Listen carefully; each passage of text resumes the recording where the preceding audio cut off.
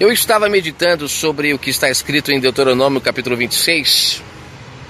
Eu gosto muito de ler a Velha Aliança e renovar o entendimento para compreendê-la de forma espiritual, porque o nosso Pai é Espírito e nós precisamos entender que sua obra ela só tem sentido espiritualmente e não fisicamente. E lendo ali Deuteronômio 26, eu vi ali o Pai dando ordem para que após os sacerdotes eles receberem ali os dízimos, era para eles chamarem os pobres, os órfãos e as viúvas e alimentar essas pessoas, cuidar delas. Lá o Pai pede para colocar eles para dentro do tabernáculo e era para eles comerem até se fartar. E eu fiquei admirado ao ler essa passagem, porque o sistema religioso eles fazem uma bagunça muito grande na mente das pessoas com essa questão de velha e nova aliança. As pessoas, a maioria delas, estão todas remendadas. Elas não conseguem discernir aonde começa a nova aliança, aonde termina a velha. Para você entender isso é simples. É só você ler Hebreus 9, ali Paulo fala que é impossível haver um Novo Testamento se o testador ainda estiver vivo. Paulo ali ele dá uma lição para todos nós, mostrando que a nova aliança ela só poderia iniciar se o testador houvesse morrido, né? Ou seja, Cristo, enquanto estava vivo, cumprindo a lei, era impossível ter havido ali já o Novo Testamento, como muitas pessoas pensam, até porque na Bíblia está o Novo Testamento iniciando no nascimento de Cristo, quando na verdade ele diz está consumado no madeiro. Então foi no madeiro que ele consumou, né, o Velho Testamento. O Velho Testamento então ele se tornou antiquado, como Paulo fala diversas vezes no livro de Hebreus. Ele se tornou velho e já estava para se acabar a partir do madeiro. As pessoas não poderiam mais se basear na velha aliança para se salvar. A nova aliança é que de fato gera filhos espirituais, não a velha. E a nova aliança você precisa entender que para fazer parte dela, você precisa ser uma pessoa que é salvo pela fé, que crê naquilo que é invisível. Isso é ser espiritual. Você não é preso mais à letra, você não é preso mais ao que você vê. E é como está escrito, né? Mais bem-aventurados são aqueles que não precisam ver para crer. Mas essa questão de velha e nova aliança, ela é uma confusão muito grande na mente das pessoas, porque, como eu já disse, remendar o pano novo nas vestes velhas de uma maneira muito grande.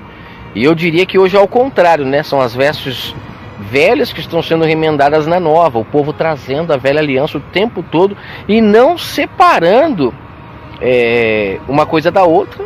E o pior, né? Quando trazem, não renova o entendimento. Eles mantêm ainda na carne e querem tentar encaixar a força aqui na nova aliança as coisas da velha aliança. Quando eu digo velha aliança, eu estou me referindo, por exemplo, essa questão do dízimo, né? Na velha aliança existia ali o tabernáculo, e esse tabernáculo ele era cuidado pelos levitas, homens que o pai levantou, né, para tomar conta do tabernáculo. E eles podiam se alimentar dos dízimos, só que depois eles precisavam, após receber os dízimos, eles precisavam dividir o dízimo com os pobres, os órfãos, viúvas, e não deixar esse povo na miséria, né? Falando miséria não financeira, mas alimentícia, né? O povo precisava estar totalmente alimentado. Esta era a ordem do Pai para os dízimos. É claro que hoje, quando você vê o dízimo sendo dinheiro, fica muito difícil de você compreender isso que eu estou falando.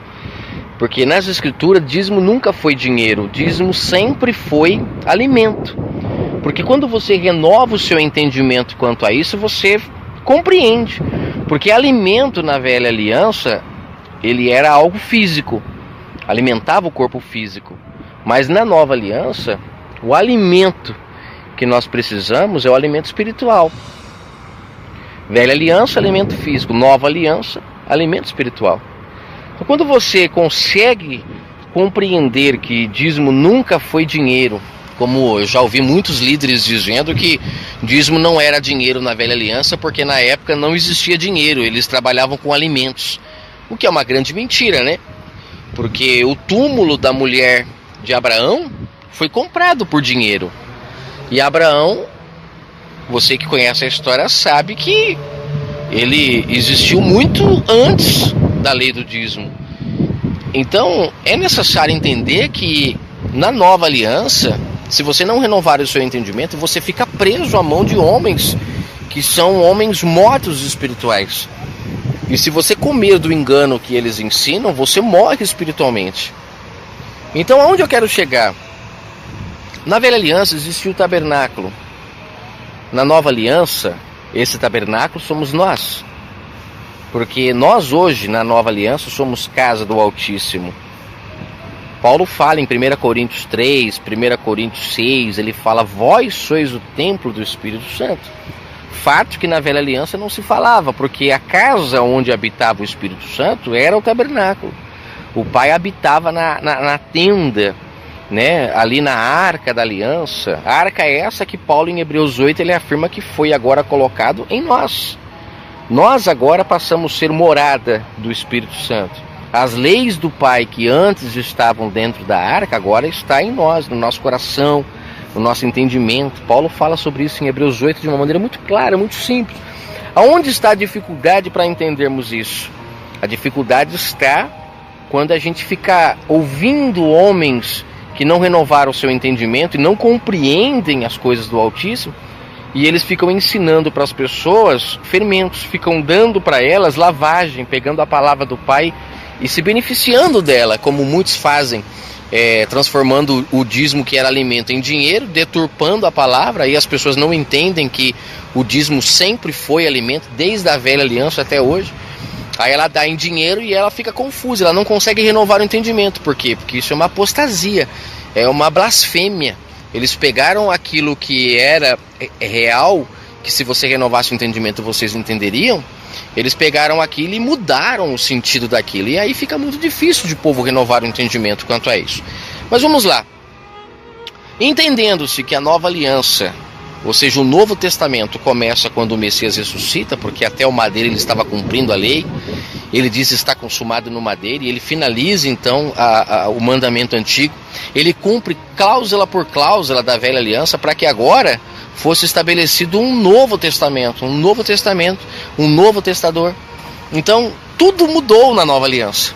Mas muitos não querem entender, né? Que é necessário você entender que na nova aliança as cláusulas são outras.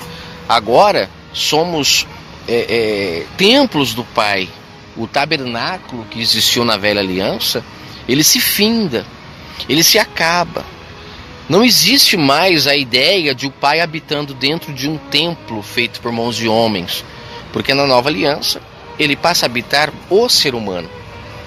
Entendendo isso, que na nova aliança nós somos o tabernáculo do Pai, que ele habita em nós, então você fica pensando, então o que é o dízimo na nova aliança? Se na velha aliança ele era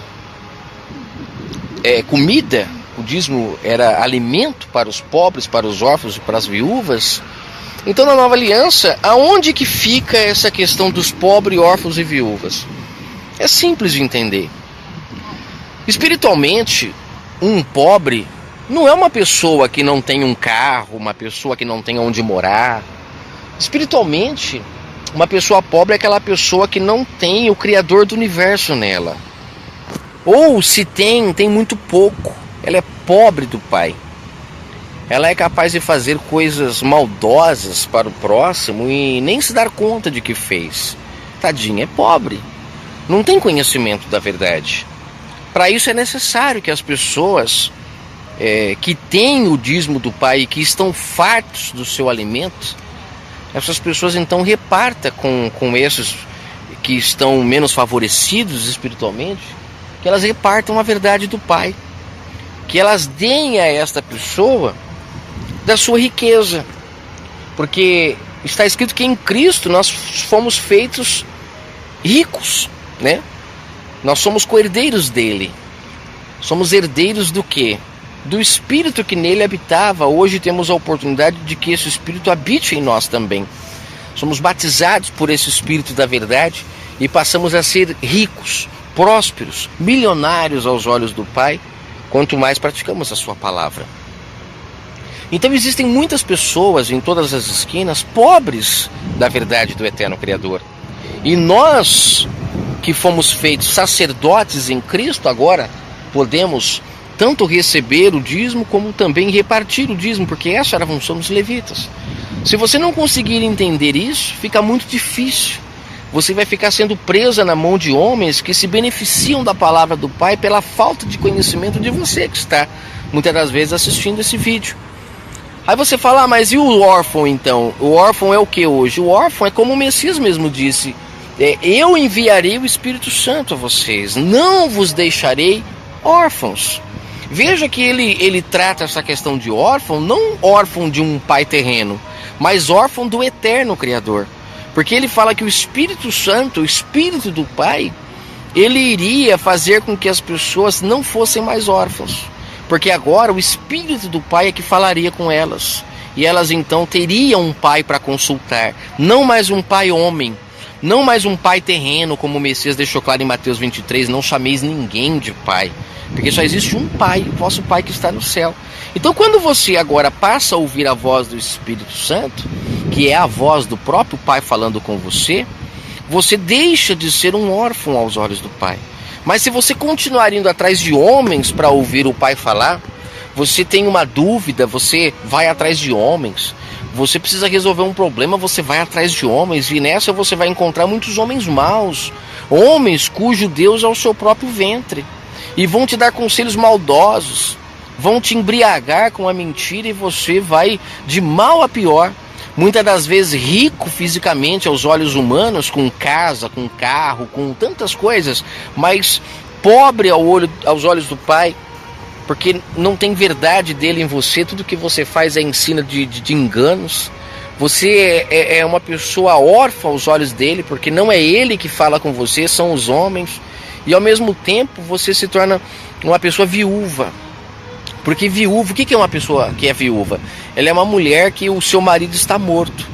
E nós sabemos que o nosso eterno Pai, ele se coloca como marido daqueles que o querem buscar. Só que marido é como nós no mundo físico a gente vive. Marido, ele é esposo de uma mulher só, assim como a mulher ela é esposa de um marido só. Não existe esse negócio de você ser mulher do Criador do Universo e ficar com conselhos de outras pessoas. Por exemplo, uma mulher quando ela casa, o pai e a mãe deixam de palpitar na vida dela, porque agora ela vai viver uma vida com o seu marido. Não é assim que tem acontecido. Muitas pessoas, elas dizem que buscam o eterno Criador do Universo, mas elas vão ouvir dele por bocas de outras pessoas. É como se elas tivessem ali o pai e a mãe palpitando, olha, você tem que fazer assim para ser salvo, viu? Olha, você tem que viver de tal forma para ser salvo. São conselhos de pai e mãe que de verdade no madeiro não era mais para existir, porque quem quer se casar com o pai, o busca em espírito e em verdade, e o busca de forma íntima. Você está entendendo? Então, se você quiser receber a verdade do Pai em você e quiser repartir com os pobres, pessoas que não têm a verdade do Pai, com os órfãos, pessoas que não têm o Pai eterno como seu Pai, ficam debaixo de homens. Se você quer dividir esse dízimo com os viúvos, pessoas que estão buscando maridos mortos, estão debaixo de fardos humanos, se você quer de fato fazer isso, você precisa renovar o seu entendimento e ser de fato uma pessoa espiritual e não mais uma pessoa carnal. Você consegue entender quando você renova o seu entendimento, tudo muda? Porque o Pai sendo espírito, pobreza para ele não é uma pessoa que mora na favela. Pobreza para ele é uma pessoa que rouba, que mata, uma pessoa que fala mal do próximo, uma pessoa que prejudica o próximo. Isso para o Pai é pobreza. Você é pobre dele, porque se ele habitasse em você, você não faria isso. Porque o Pai é luz, o Pai é amor, o Pai é bondade, o Pai é verdade. Ele não é mentira.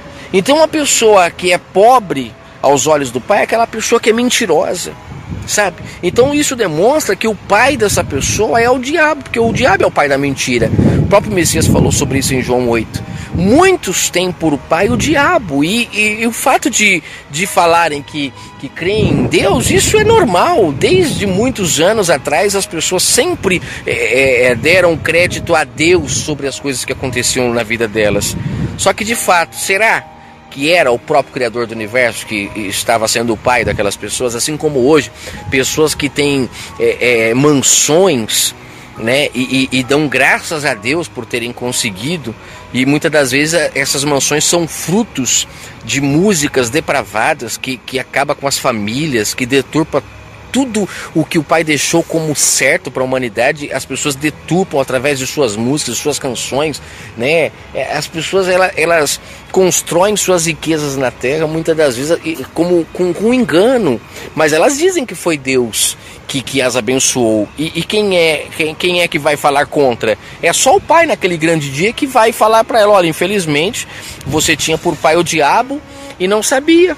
Você era pobre de mim, você era órfão de mim, você era viúvo, você estava casado com qualquer tipo de Deus que você criou na sua mente, menos o Criador dos céus e da terra.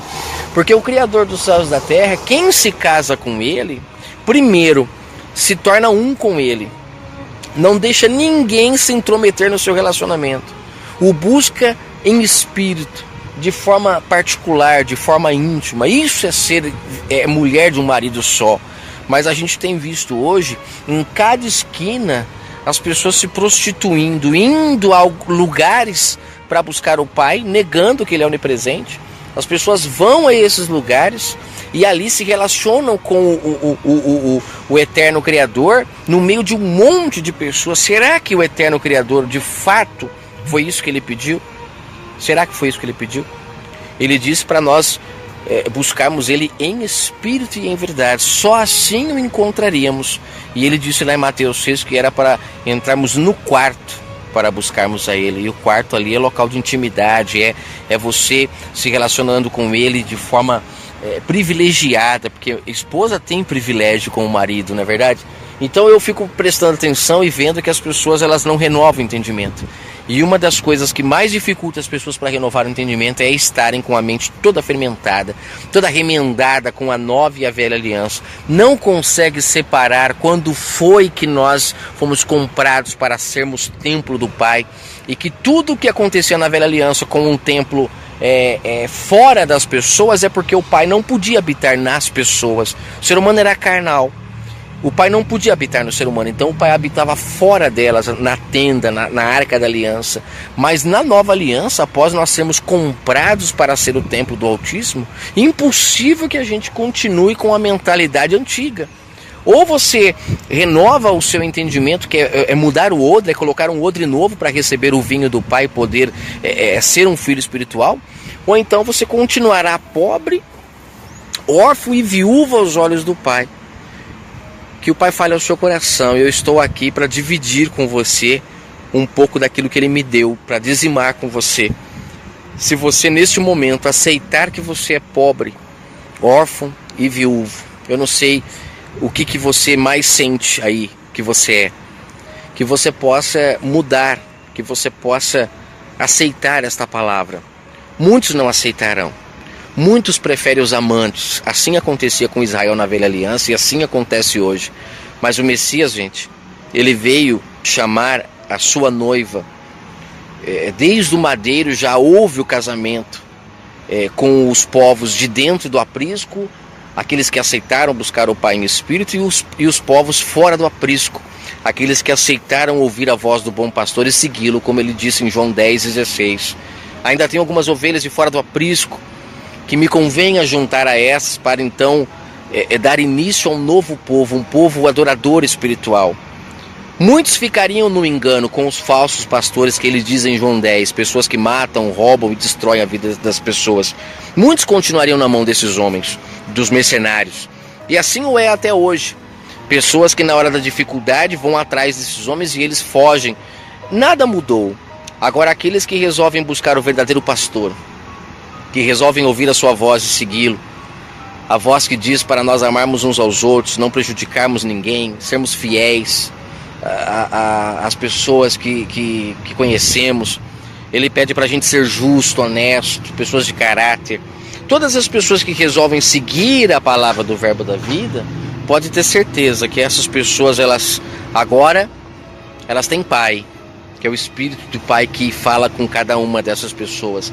Agora elas têm marido, e agora elas têm riqueza. São pessoas, muitas das vezes aos olhos humanos, pobres, porque são pessoas que não querem fartura na terra. Elas aprendem a dividir. Mas aos olhos do Pai são milionárias, são ricas em Deus. Que o Pai Eterno abençoe sua vida e que você possa entender de forma muito clara essa questão de alimentar os pobres, órfãos e viúvas, e que você possa ter esse alimento para dar. Tem muita gente aí achando que tem, mas infelizmente tem pão bolorado, tem o maná, que a pessoa come agora e amanhã tem fome de novo. O pão vivo não, o pão vivo quem o tem, ele não tem mais fome, ele não tem mais que ficar atrás de ninguém, porque o pão vivo ele mata a fome. Quem bebe da palavra verdadeira não tem mais sede, não fica atrás de homens para ficar tentando entender e parece que nunca entendem. É porque estão bebendo água apodrecida, estão comendo pão embolorado. O Pai quer dar o pão vivo, para que você não tenha mais fome e possa viver livre, porque quem é livre, de fato, tem o Espírito do Pai, porque como está escrito, onde há liberdade, aí sim há o Espírito do Pai. Não é liberdade para fazer coisas erradas, é liberdade de saber o que é certo e o que é errado, porque agora você se tornou casado. O marido, ele ensina a esposa, a mulher se torna submissa, nos tornamos submissos à palavra do Pai. O filho passa a ser submisso ao Pai, que ensina o caminho que nós devemos andar, e nós não nos desviamos dele, porque temos um Pai de verdade, um Pai que nos ensina o caminho de fato que devemos andar, e nos tornamos ricos, porque o nosso Pai, ele é dono do ouro e da prata, mas não esse ouro e prata que nós conhecemos aqui na terra, mas é a sua verdade, que vale mais do que tudo. Que o Pai abençoe a sua vida.